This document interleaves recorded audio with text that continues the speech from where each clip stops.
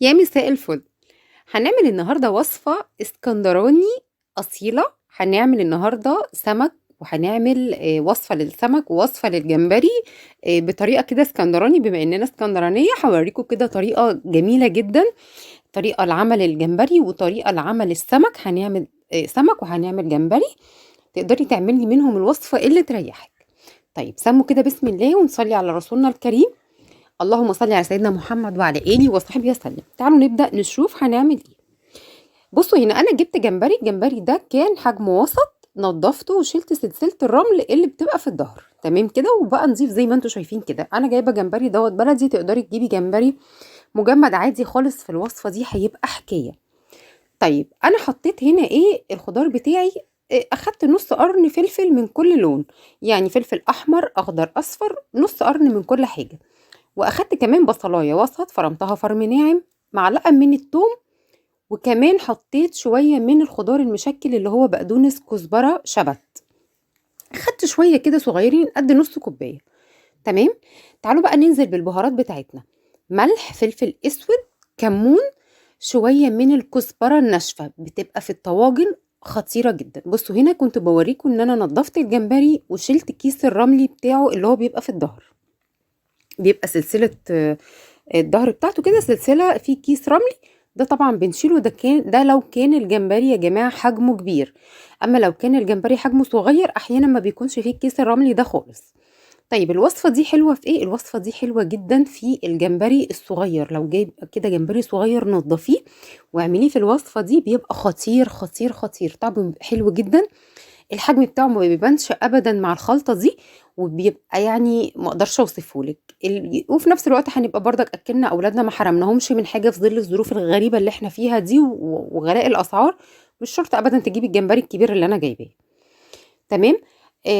هنا انا في الاخر خالص كده برش رشه صغيره خالص من الزيت. نسيت اقول لكم كمان ان انا حطيت من ضمن البهارات نص معلقه من الكركم ومعلقه من الكاري. تمام كده. وما تنسوش ابدا رشه الزيت الاخيره دي، يعني رشه زيت صغيره جدا كده. انا دايما في بعض الاحيان بنساها. طيب هنا كده خلصنا الجمبري، هدخله على فرن. الفرن لازم يكون سخن. انا طبعا غطيته بورق فويل ودخلته الفرن يستوي، مش هياخد معاكي اكتر من 10 دقايق. تمام، ما تزوديش عن 10 دقايق بالنسبه للجمبري. طيب تعالوا كده نشوف بقى السمكية بتاعتنا. انا جبت سمكية كبيرة كده ما شاء الله عليها. سمكية بولتي والله يا جماعة، بس مفتوحة كده من سلسلة الظهر. ممكن تفتحيها انت او تخلي الراجل يفتحها لك. قولي له عايزاها تتفتح سنجاري. تمام. تبقى مفتوحة يعني من سلسلة الظهر ومتنضفة، وزي ما انتوا شفتوها كده انا جبت سمكية بولتي كبيرة. دي تقريبا كانت حوالي نص كيلو يعني. تمام. جبت كده. تعالوا نشوف الخضار بتاعنا: بصلاية وسط مفرومة فرم ناعم، طماطماية، وكمان معلقة من الثوم، وشوية برضو من الخضار المشكل اللي هو بقدونس كزبرة شبت، معلقة من الكركم، معلقة من الكاري، وهنزل بملح، فلفل اسود، كمون، وشوية برضو من الكزبرة الناشفة. معايا هنا بطاطس قطعتها طرنشات كده، يا دوبك نص يعني 2 مللي تقريبا، 2 مللي كده يعني، اتخن من الشيبسي شوية. تمام. وبدأت ان انا ارصها تحت.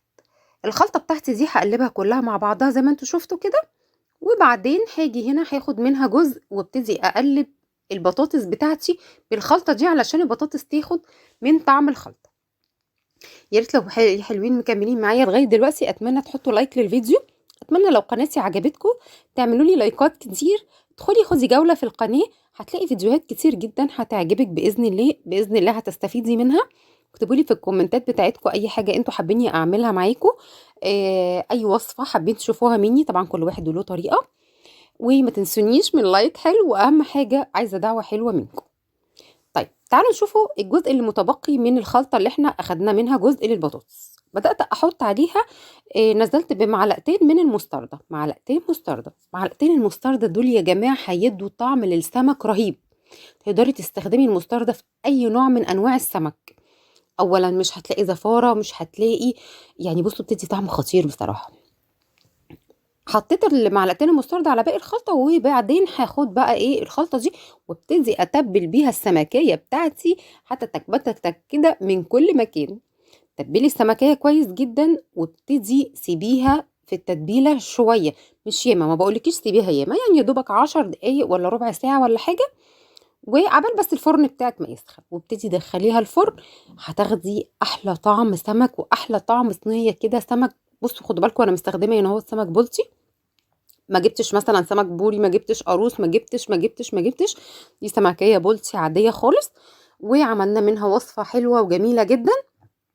تقريبا يعني السمك البلطي ده من ارخص انواع السمك في الظل اللي احنا فيه، ظل الظروف اللي احنا فيها دي، بما ان مفيش حاجه رخيصه.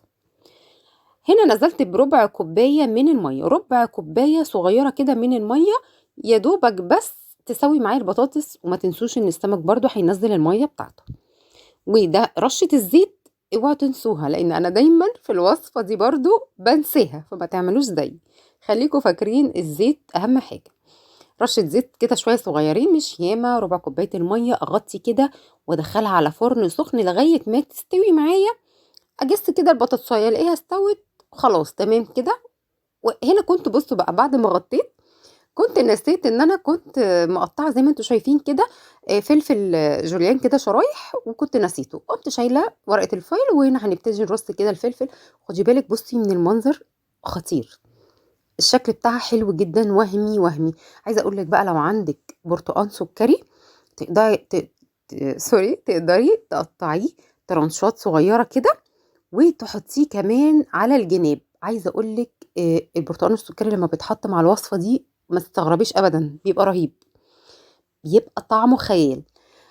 انا هنا استكفيت لان ما كانش عندي ساعتها البرتقال، فاستكفيت زي ما انتم شايفين كده. بصوا الشكل بتاعها، بسم الله ما شاء الله عليها. حطي لايك، لايك كتير جدا. الوصفات الاسكندراني بجد لا يعلى عليها في السمك طبعا، بما ان احنا يعني بقى السواحل والبحر والكلام ده. اتمنى يكون وصفتي النهارده عجبتكم. هدخلها على الفرن لغايه ما تستوي. بصوا المنظر رهيب. وهنا بقى كان جوزي جه من السفر وما لحقتش اصورها لكم. وبألف هنا وشفا، بحبكم كتير.